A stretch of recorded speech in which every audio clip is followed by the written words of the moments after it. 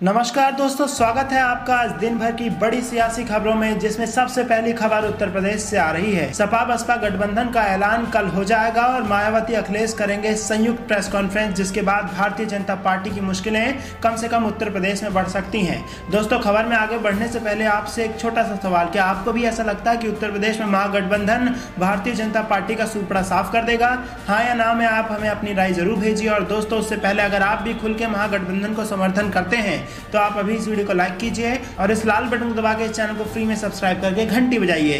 दरअसल दोस्तों, यूपी में सपा बसपा गठबंधन अब तय हो गया है। बसपा सुप्रीमो मायावती और समाजवादी पार्टी के राष्ट्रीय अध्यक्ष अखिलेश यादव कल इसकी औपचारिक घोषणा करेंगे। इसके लिए दोनों नेता लखनऊ के ताज होटल में शनिवार 12 बजे संयुक्त प्रेस कॉन्फ्रेंस करेंगे। इसके लिए सपा के राष्ट्रीय सचिव राजेंद्र चौधरी व बसपा महासचिव ने प्रेस रिलीज जारी कर दी है। पहले कहा जा रहा था कि महागठबंधन का ऐलान मायावती के जन्मदिन 15 तारीख को होगा। यूपी में लोकसभा की 80 सीटें हैं। सपा बसपा के साथ आने से भारतीय जनता पार्टी के लिए 2019 में 2014 के मुकाबले जबरदस्त चुनौती यहां पर आने वाली है। 2014 में उत्तर प्रदेश में एनडीए गठबंधन ने 73 सीटें जीती थी।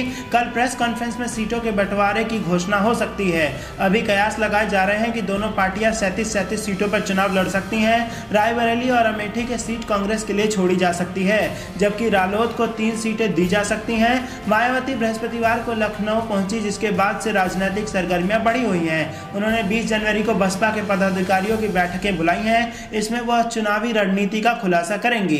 22 जनवरी को वह भाईचारा कमेटी की बैठक में लोकसभा चुनाव को लेकर दिशा निर्देशन करेंगी। पहले यह बैठक 10 जनवरी को प्रस्तावित थी। इनमें बसपा के सभी प्रमुख नेता शामिल होंगे। वहीं अखिलेश यादव आज कन्नौज में समाजवादी पार्टी के कार्यक्रम में हिस्सा लेंगे। दोस्तों, इस वक्त आपके स्क्रीन पर वो चिट्ठी है जिसके तहत कल बहुत बड़ा दिन माना जा रहा है। आपको बता दें, कल सपा सुप्रीमो अखिलेश यादव और बसपा सुप्रीमो मायावती दोनों एक साथ एक मंच पर दिखाई देंगे।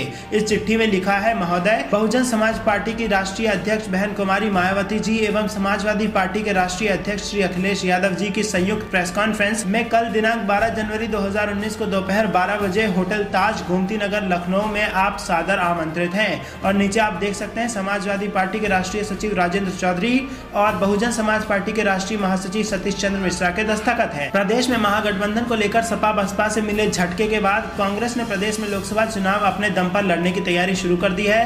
पहले चरण में कांग्रेस सबसे मजबूत सीटों को चिन्हित कर रही है। ऐसे 40-45 सीटों पर जल्द ही प्रत्याशी चयन की प्रक्रिया प्रारंभ होगी।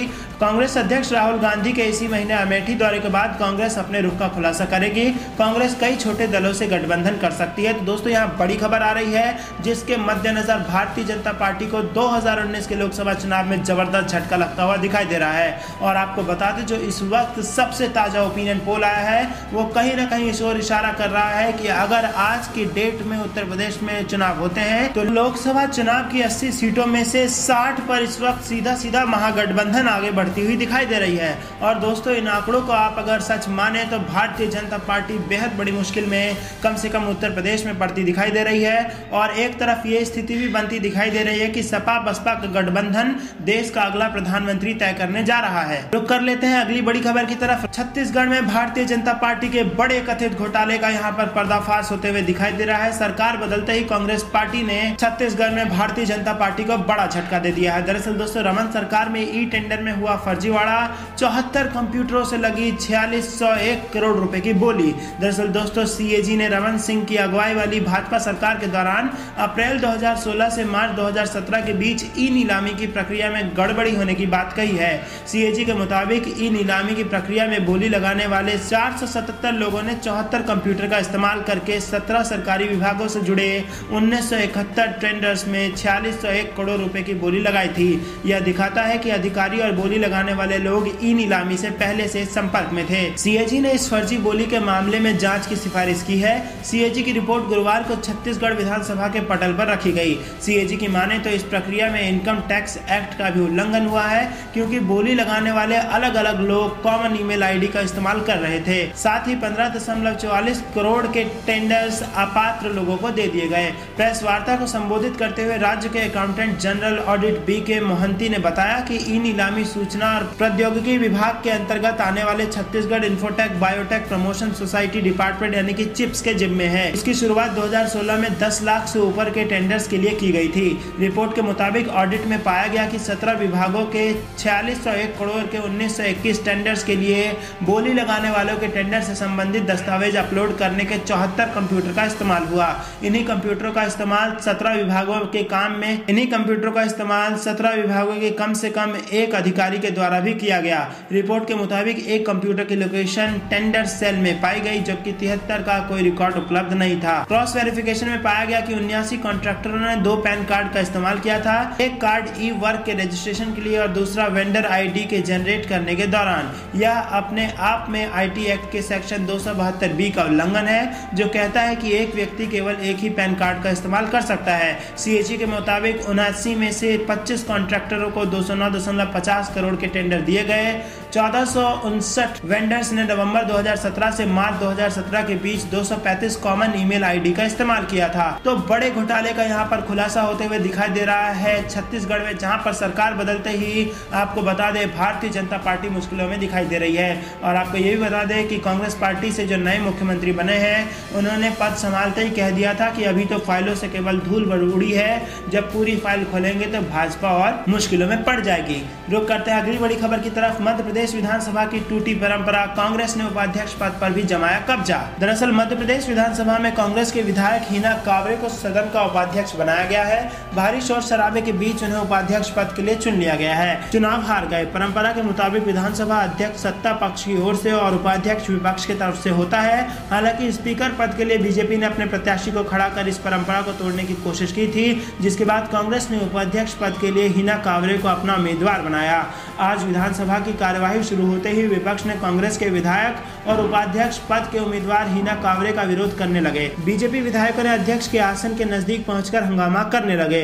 विधायकों ने स्पीकर पर पक्षपात के भी आरोप लगाए। पूर्व मुख्यमंत्री शिवराज सिंह चौहान ने सदन में कहा कि पिछले दिन से ही सरकार विपक्ष को नजरअंदाज कर रही है। शिवराज ने अध्यक्ष की भूमिका पर सवाल उठाए हैं। उन्होंने कहा कि पिछले ही दिन से अध्यक्ष ने अपनी निष्पक्षता खो दी है। विपक्ष के हंगामे के बीच अध्यक्ष PN प्रजापति ने सदस्यों को शांत कराने का प्रयास किया, लेकिन जब सदस्य ही नहीं माने तो उन्होंने सदन की कार्यवाही 10 मिनट के लिए स्थगित कर दी। इस दौरान कई दोनों पक्षों के बीच तेज नोकझोंक भी देखने को मिली। मध्य प्रदेश विधानसभा में कांग्रेस के पास 114 विधायक हैं, जबकि BSP के 2, SP के 1 और निर्दलीय 4 विधायक हैं। वहीं बीजेपी के पास 109 विधायक हैं। वहीं SP, BSP और निर्दलीय विधायकों ने कांग्रेस को अपना समर्थन दिया है। तो दोस्तों बड़ी खबर आ रही है मध्य प्रदेश से, जहां पर बड़ी परंपरा तोड़ते हुए यहां पर अध्यक्ष और उपाध्यक्ष दोनों ही कांग्रेस पार्टी की तरफ से बना दिए गए हैं। कहा जा रहा है कि इसकी शुरुआत पहले भारतीय जनता पार्टी की तरफ से हुई थी, जहां पर अध्यक्ष पद के लिए उन्होंने अपना उम्मीदवार खड़ा कर दिया, जो कि परंपरागत तौर पर उचित नहीं था।